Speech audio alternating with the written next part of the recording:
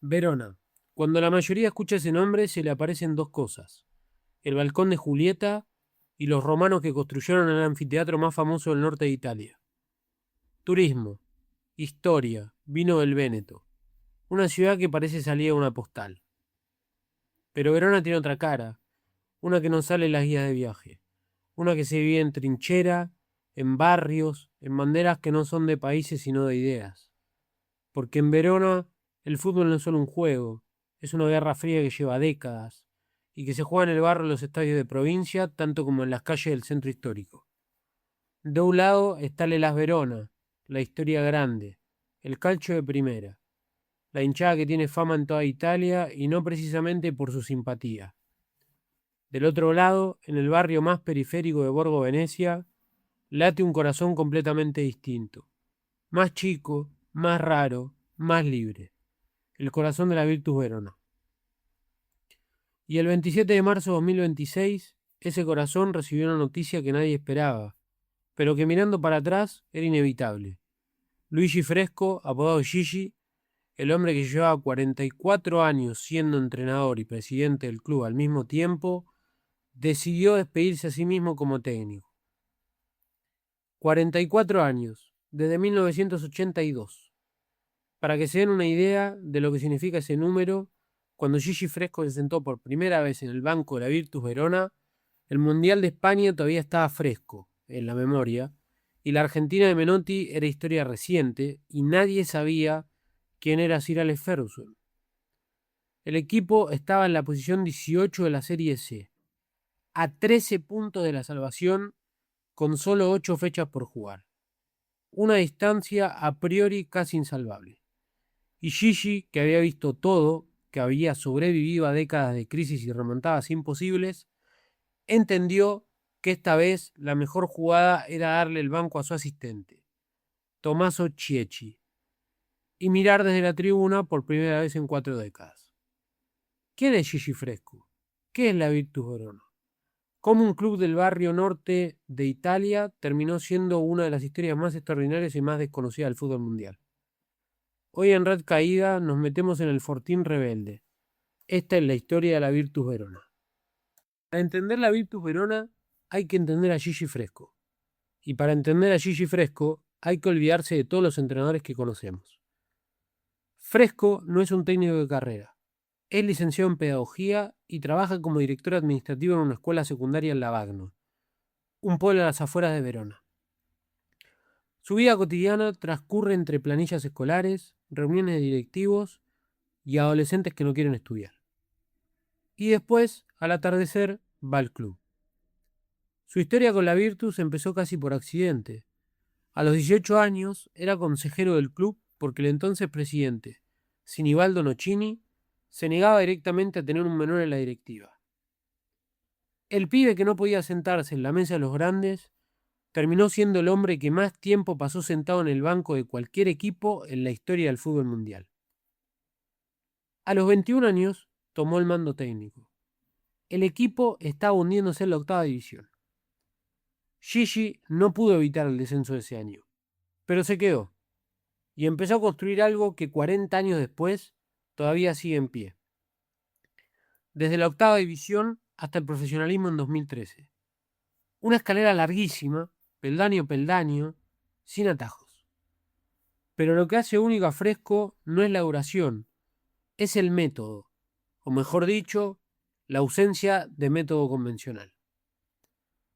En los años 80, cuando la mayoría de los clubes hacía pretemporadas de sudor y sacrificio, Gigi organizaba retiros en la montaña donde los jugadores podían llevar a sus novias y amigas.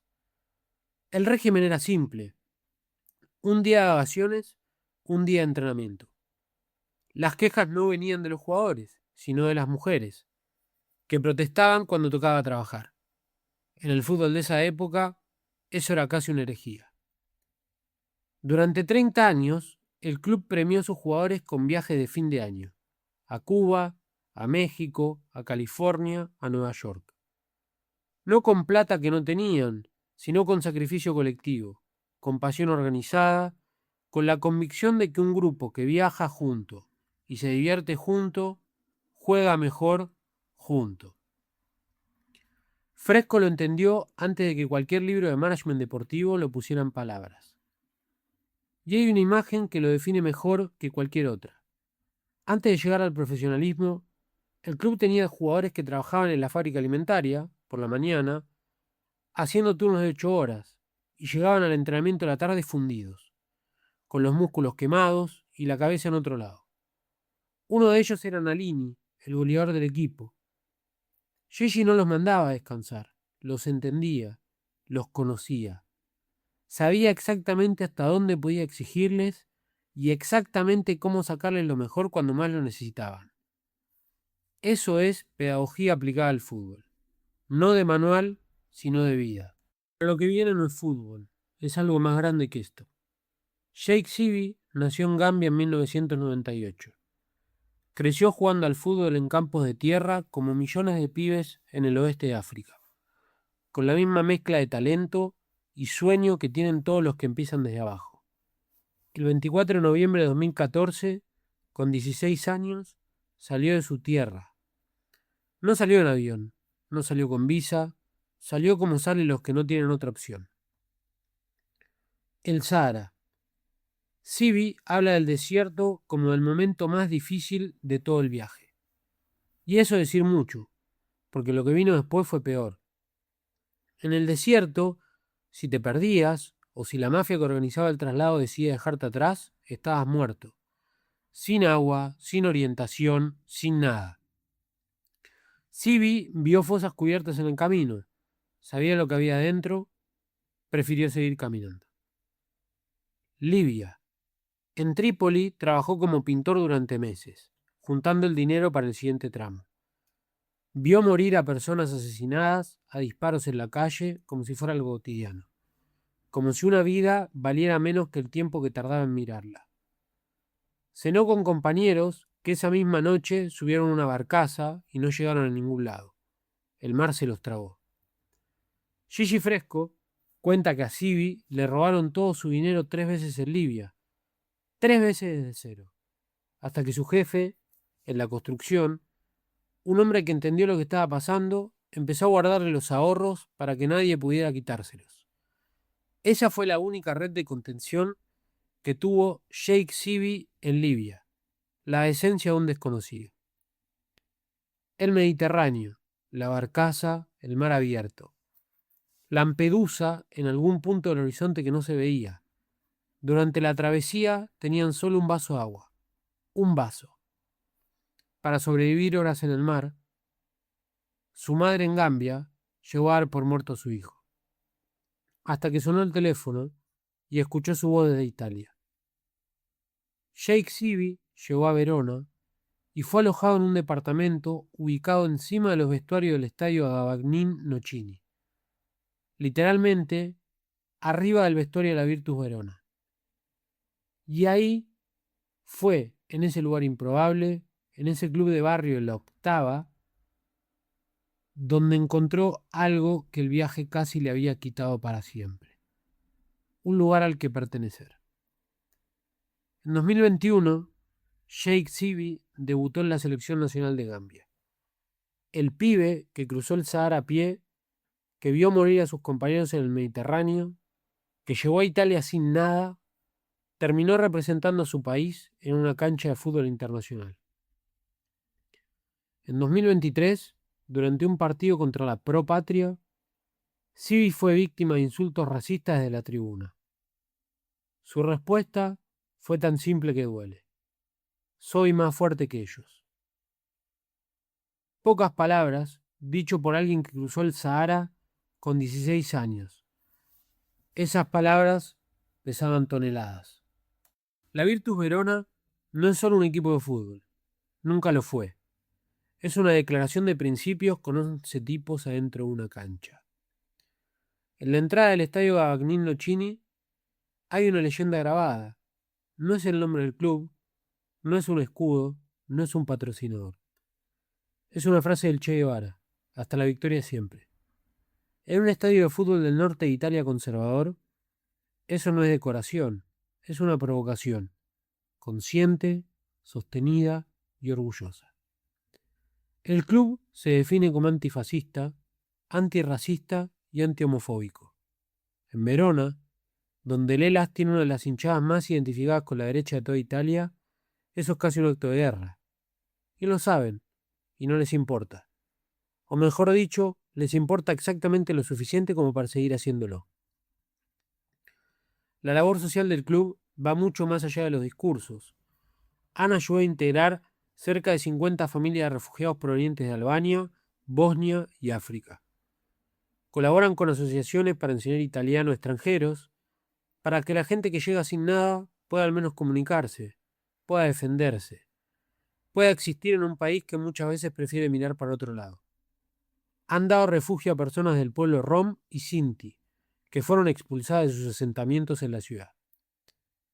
En 2014, cuando el estadio propio no cumplía las normas reglamentarias para jugar en la categoría, el club recibió la opción de usar el Bentegodi, el estadio Hellas Verona. La respuesta fue no. Los ultras de la Virtus, agrupados bajo el nombre Rue de Firm, prefirieron quedarse en la calle. Apoyaron al equipo desde afuera, antes que pisar un estadio asociado a una cultura que rechazaban de raíz.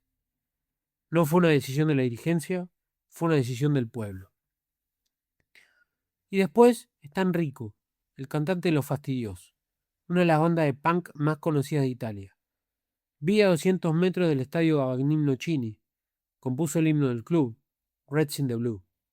Para él, la Virtus no es solo su equipo de barrio. Es un fortín asediado de solidaridad en el medio de una ciudad que tiende a cerrarse sobre sí misma. La Virtus es lo que Verona no quiere ver, pero no puede ignorar. Pero la Virtus no es solo una historia bonita. Tiene una sombra que no se puede ignorar si queremos ser honestos con la historia.